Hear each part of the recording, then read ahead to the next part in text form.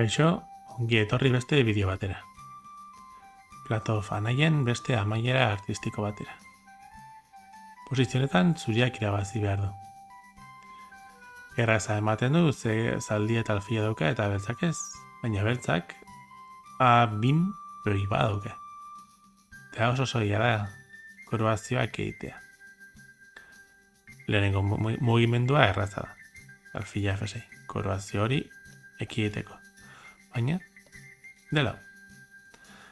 Eta ona dator amaia artistiko honen gakoa.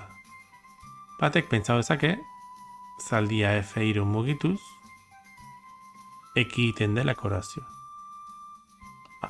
Dama, alfia F4, aquí. Dama F4, zaldia F4, errege F4, eta errege G4 eta gero, ematen du irabazta dago, baina ez dakia. Erregea D3, erregea G5, erregea E4, erregea H6, erregea F5, erregea H7, erregea F6, eta orain ezin da jokatu erregea G8, erregea G5 eta gero betzak jango lukelako joia, beraz H6, erregea F7, eta dakigunez hau berdinduta dago. Errege zuria ezin da hortik atea.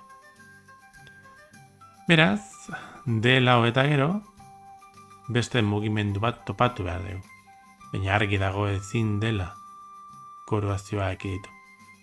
Eta mugimendu hori, zaldia E2 da.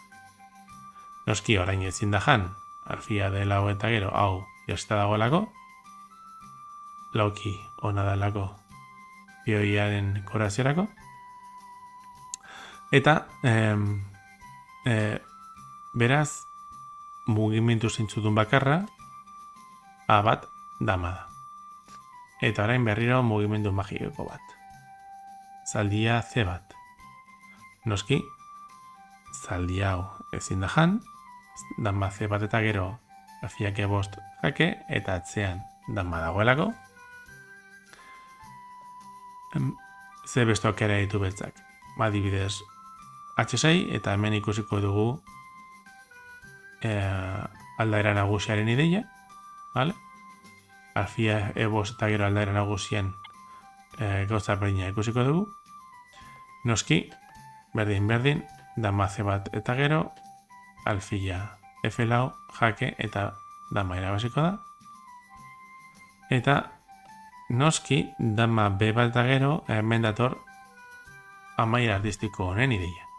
Eta da, alfia G5 jake mate delako. Zaldia mugitu da D batera, D3 pioia babesteko.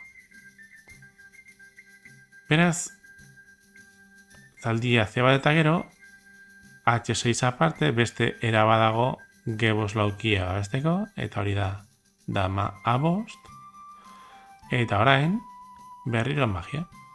Alfia D4, jake. Erregea D4, zaldia C3 jake, eta damari dobletea. Eta hau bai irabazita da. Eskerrik asko hor egoteagatik, eta hurrengo bideo batera